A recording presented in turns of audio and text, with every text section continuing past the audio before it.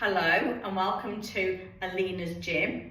Alina Morton is a PT instructor here in Worcestershire, and I came to see Alina about, 2 months We ago. met online initially, didn't we? Had a bit of a connection online. We had a meeting and then we sort of connected. It could have been the height thing that gave us the advantage. Anyway, and then Diane came to see me here as a client. So you've been working with me now for, is it coming up to 2 months? It's about 2 months. Just coming up to 2 months, Yeah. yeah. So in here, where it all happens, where the magic happens, yeah.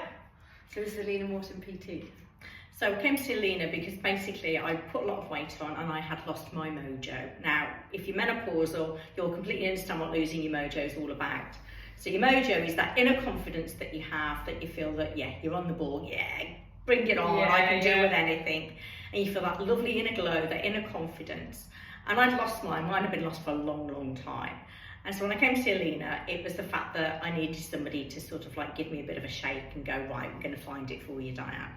And we did that basically by Alina telling me exactly what I needed to do, which was what we all know. It's about moving more and eating a bit less. But it wasn't just about that. It was my mindset. It has to work in here. And it's through us talking things through that I realised I could quite easily just turn that. And I then found my mojo again. And it's really because of what Alina's actually said and done and encouraging me. But I'll let Alina explain about what she does to help support people so that you can, as a menopausal woman, find your mojo and get fitter again. So important. So obviously we can't stop the aging process that happens to all of us, and menopause seems to accelerate that with a loss of bone density, muscle mass, we lose it, and again obviously with the mojo. So once the mojo goes, we don't want to do anything, you know, and it's quite it's the reverse of that's going to make that mojo come back. So the last thing you want to do is when you're feeling a bit crappy is go out for a walk. You don't want to do any exercise. You just want to curl up in a ball and do nothing. However, once you find that and once you meet somebody that sort of gives you that confidence, that boost, and just says to you what you already know, like Diane's already said, we all know what we need to do. Move more and eat less.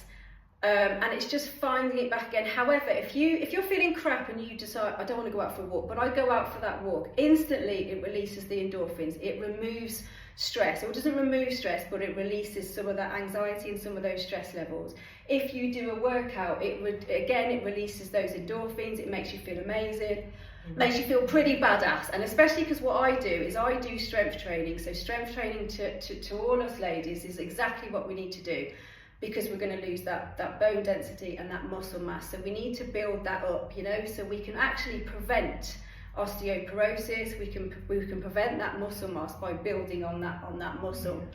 And that's what we need to do, and that's what I do in here, and also encourage you with nutrition. And we all know deep down that we're eating too much. Because we've lost our mojo, we just think, sod it, I couldn't be bothered, so we eat more because it gives us an instant sort of hit. And we eat the wrong foods as well to make us feel better. Yeah, they're like quick fixes. Yeah, it's instant gratification, which releases dopamine. So dopamine's released when you eat something good, when you work out, having sex, whatever you think, that releases that dopamine. So when we're having that biscuit or that chocolate bar or that glass of wine, that releases a hit of dopamine. So we think that we want more. However, it's the wrong foods. It's obviously going to put on weight, and you know, a menopausal gives us that sort of that belly fat anyway. And that's one, because we're moving a lot less. Two, because we're choosing predominantly the wrong foods.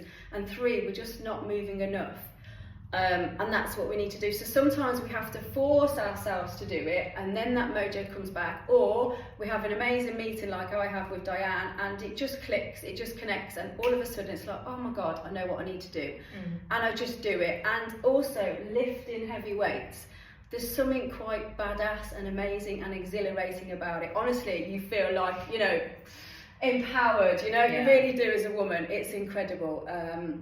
So not just physically, it's also the mental side of it as well. So exercise, it reduces, like I said, the anxiety. You know, which a lot of menopausal women are, their anxiety is through the roof. Yeah. And so by doing exercise, I tell people every single day, the one thing that we can do, everybody can do, that will make us feel better in every single possible way, is to exercise. And it's true, isn't it? It is. And like I said, sometimes you have to force yourself to do that, which I know isn't great, but you know, obviously with menopause, you know, HRT is one of the factors in managing it, but exercise is so important. It's huge, you know, and it does, you know, I could feel really crap, and the last thing I want to do, even as a personal trainer, is want to work out or go for a walk. This, you know, as soon as I start doing that, it just instantly makes me feel better. So although it may not release that anxiety fully, or that stressful time that I'm going through, it definitely helps me manage those symptoms. So yeah, exercise is a huge tool in managing anxiety and stress levels, as well as building muscle, looking amazing, and reducing this belly that we get during menopause.